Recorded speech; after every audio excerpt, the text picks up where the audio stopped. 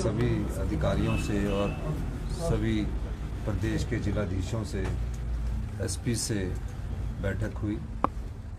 पिछले कल जो घटना पठानकोट के में जो पाकिस्तान द्वारा अटैक किया गया था, उसके संदर्भ में हमारे 2 सब डिवीज़न इंदौरा और नूरपुर लगते थे। उस सिलसिले में उनके एसपी से मेरी बात हुई है और स्पेशल इंस्ट्रक्शन जारी किए गए हैं कि जैसे ही पठानकोट के एरिया में कोई सायरन बजता है तो एडजॉइनिंग एरिया के ब्लैकआउट आप भी कर दीजिए, ताकि हिमाचल प्रदेश की जनता को कोई नुकसान ना हो।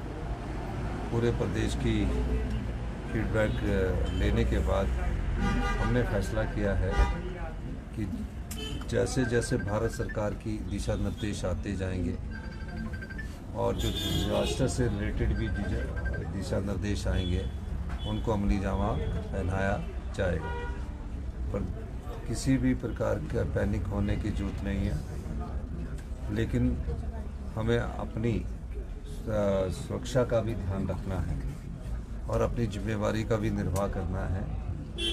जैसे जैसे हिमाचल प्रदेश सरकार से इंस्ट्रक्शंस हिमाचल की जनता को जाएगी या भारत सरकार के दिशा निर्देश द्वारा जो भी जानकारी हमारे को प्राप्त होगी, उसको हम जनता को भी आने वाले समय में एड्रेस करते रहेंगे और उनको बताते रहेंगे। इसके अलावा कल हमने कहा कि जो मेन ऑफिस है, जैसे चीफ सेक्रेटरी साहब की ऑफिस में है, जेडी है, कंट्रोल रूम है, उनको खुला रखा जाए, कहा कि किसी भी प्रकार की कोई वारदात हो या ऐसी घटना घटने की बात हो तो उस बारे में तुरंत प्रभाव से एक्शन लिया जाए।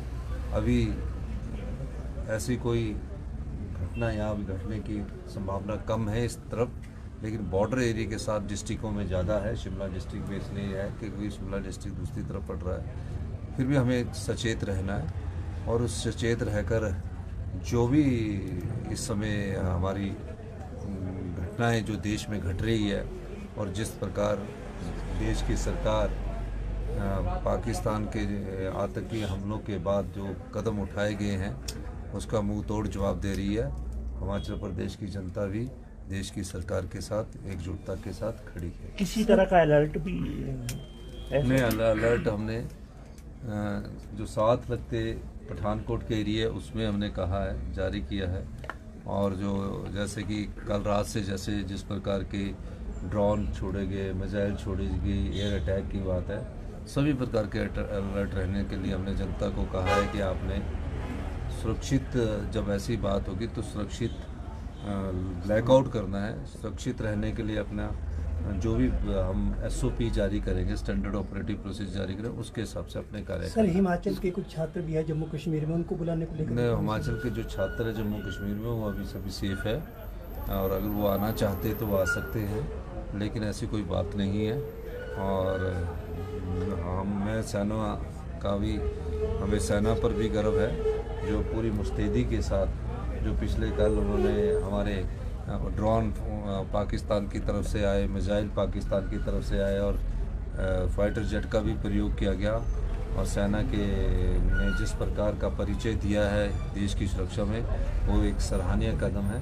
हिमाचल प्रदेश की जनता उनके इस प्रकार के जो कदम है उसकी प्रशंसा करती है कि किस प्रकार उन्होंने अपनी टेक्नोलॉजी को अपग्रेड करके हिमाचल की, हिंदुस्तान की भूमि पर एक भी नुकसान जान माल का नहीं हुआ। ये भी बड़ी खुशी की बात है। लेकिन इसका मुंह तोड़ जवाब जिस तरह केंद्र की सरकार दे रही है, उसके लिए हमें सब भरपूर सहयोग हम केंद्र की सरकार के साथ। भी रोकी गई है सर पंजाब और अभी नहीं, कल रात को जब ऐसे शेलिंग की घटना हुई तो नूरपुर पठानकोट को जब बस जा रही थी तो उस समय लाइटें नहीं पड़नी चाहिए क्योंकि शेलिंग 8:30 बजे स्टार्ट हो गई थी। उस दृष्टिकोण से उस समय उसको रोका गया था। और जैसे ही अब इंस्ट्रक्शंस आएगी तो जहाँ भी उचित होगा वहाँ बसें, अगर सायरन बज रहा है और उस समय सब जगह ब्लैकआउट हो रहा है तो उस समय की ऐसी इंस्ट्रक्शन जारी कर देंगे कि जहाँ बस है सायरन बज रहा है तो वहाँ रोक दी जाए। जम्मू कश्मीर के लिए जो बसेस जो है वो भी कुछ ऐसी खबर आ रही है? नहीं, जम्मू वही थी पठानकोट के पास वाली। सर, कोई छुट्टी रद्द की गई है सर? पुलिस और स्वास्थ्य सर नहीं, रद्द नहीं की गई है, लेकिन इमरजेंसी जो सर्विस की जो विभाग है, जैसे कि चीफ सेक्रेटरी साहब का है, मेरा कार्यालय है, या सेक्रेटरी GAD का कार्यालय, या होम सेक्रेटरी का कार्यालय, जो भी इमरजेंसी से रिलेटेड डिजास्टर वाला कार्यालय, उनको खुला रहने के आदेश दिए गए हैं और सभी अधिकारियों को बोला गया है कि आप अपने अपने क्षेत्र में पूरी नज़र बनाए रखें। धन्यवाद।